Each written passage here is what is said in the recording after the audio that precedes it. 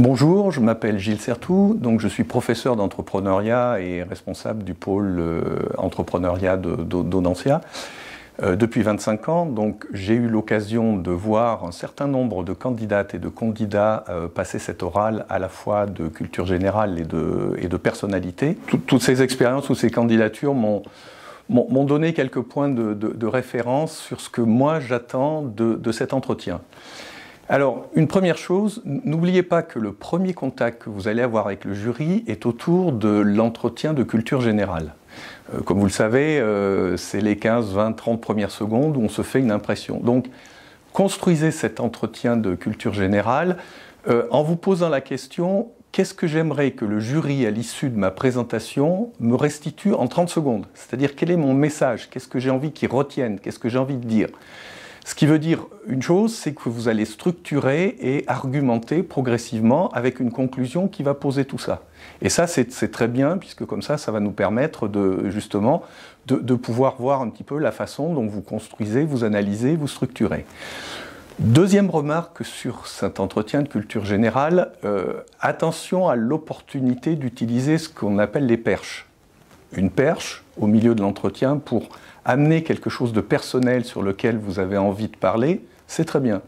Si c'est cohérent avec le discours et si c'est pas répétitif, si on l'entend 2 fois, 3 fois, là je ressens un certain manque d'authenticité et je sens en face de moi quelqu'un ou quelqu'une qui a envie d'aller sur ce sujet parce que c'est préparé, parce que c'est appris et ça ne sent pas l'authenticité. Et du coup, ça m'amène à vous donner peut-être mes valeurs. Moi, ce que j'attends d'un entretien, c'est authenticité, cohérence et rigueur.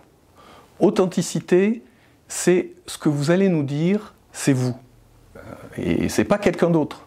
C'est vous, ce que vous avez fait, ce que vous avez envie de faire, et ce que vous avez envie de nous amener à apprécier de vous, à comprendre de vous. Aidez-nous à nous projeter, nous, jury, dans votre projet. Donc, authentique.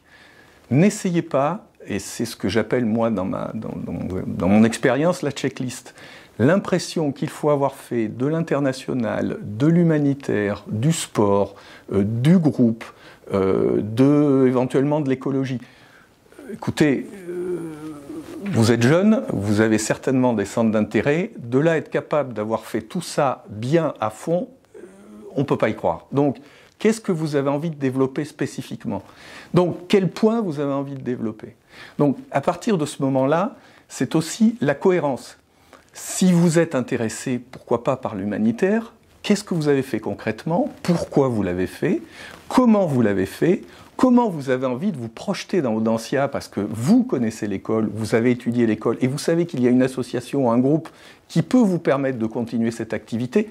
Là, il y a de la cohérence. Parce qu'on sent que c'est quelque chose qui vous tient à cœur, que vous avez travaillé, réfléchi et que vous avez envie de prolonger parce que c'est un élément important de votre vie. Deuxième valeur que je vous ai présentée, c'est la rigueur. La rigueur, ça veut dire quoi pour moi? Pas de déclaratif sans preuve.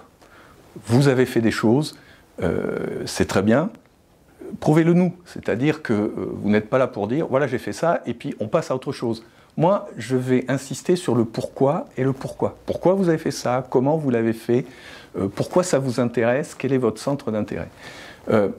Quelqu'un qui me dit moi, j'ai un intérêt pour le marketing et pour le secteur de l'automobile, je vais t'amener à lui poser la question quelle est pour vous aujourd'hui, dans l'actualité de la publicité, de la communication, la voiture qui symbolise pour vous la réussite marketing telle que vous l'avez analysée, vous la symbolisez?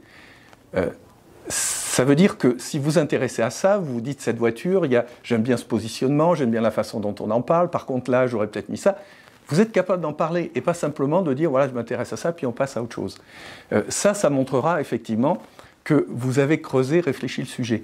Et surtout ayez en tête que je ne vais pas vous juger pour dire non c'est pas ça qui est bon. C'est pas une colle de marketing, c'est ce que vous en pensez. Que je sois d'accord ou pas avec vous, c'est pas important. Et d'ailleurs, mon opinion n'a aucune importance et je ferai en sorte de ne jamais vous la montrer. Ce qui m'importe, c'est de dire, c'est que vous me disiez, c'est ça ce qui m'intéresse pour telle et telle raison. Donc moi, c'est tel véhicule parce que je trouve qu'il y a communication, c'est bien ciblé, etc. Ça me parle. Ça, c'est convaincant. Et là, vous êtes authentique. Et là, vous êtes convaincant. Et là, vous êtes convaincant parce qu'il y a de la rigueur et de la preuve, entre guillemets, derrière. Dernier point, peut-être, sur la valeur, c'est la cohérence. Moi, je vois des fois des étudiantes ou des étudiants qui se recoupent ou qui vont dire deux choses un petit peu contradictoires au fur et à mesure de l'entretien. C'est pas moi qui vais les amener là-dessus. C'est pas moi qui vais me dire est-ce que c'est bon, c'est pas bon. Non. C'est dans la façon dont vous allez évoluer et à un moment, vous allez sentir que peut-être il faut mettre ça en avant. N'essayez pas d'interpréter les réactions du jury.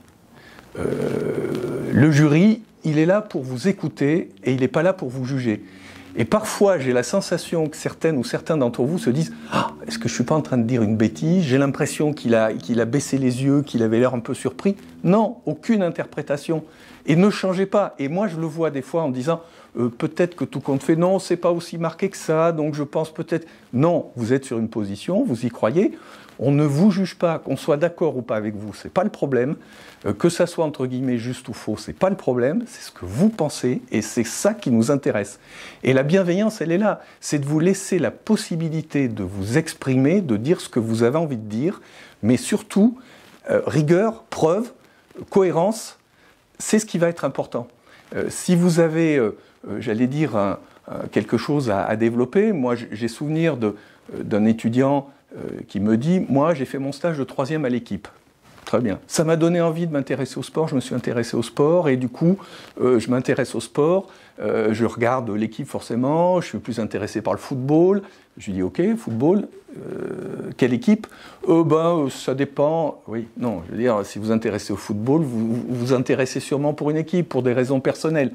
Et je le laisse parler, puis on arrête là. Et je suis quand même très surpris que pour quelqu'un qui m'explique qu'il est passionné par le sport, il n'ait à aucun moment, dans la conversation, fait allusion au MS spécialisé sport de l'école pour dire « J'ai compris que dans le cadre de la scolarité, je pouvais faire ma période de spécialisation majeure dans le cadre de ce programme ». Je veux dire, là, ça manque de cohérence, quoi.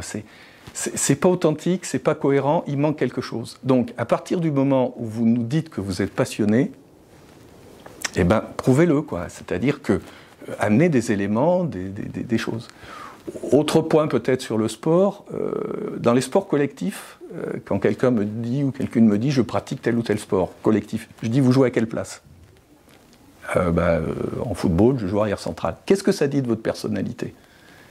Oui, ça dit quelque chose de votre personnalité, parce que si vous jouez arrière central, c'est pas goal, c'est pas avant-centre, c'est pas milieu. Donc, qu'est-ce que ça dit de vous? Posez-vous la question, pourquoi vous jouez là? Qu'est-ce que ça dit de vous? Et du coup, dans votre projet professionnel, comment ça vous positionne par rapport à un groupe, par rapport à une façon de travailler dans un groupe, par rapport à votre envie de travailler dans telle ou telle fonction ou telle activité. Donc, peut-être en conclusion, de vous dire, de vous rappeler, nous sommes bienveillants, on vous écoute, on n'est pas là pour vous juger, notre avis, notre opinion, vous ne la connaissez pas, elle n'a aucune importance. C'est vous qui développez, qui argumentez, qui prouvez. Rigueur, cohérence et authenticité. Une fois que c'est construit autour de ça, je pense que vous avez toutes les chances de nous convaincre et de nous donner envie de vous accueillir parmi nous à la rentrée prochaine.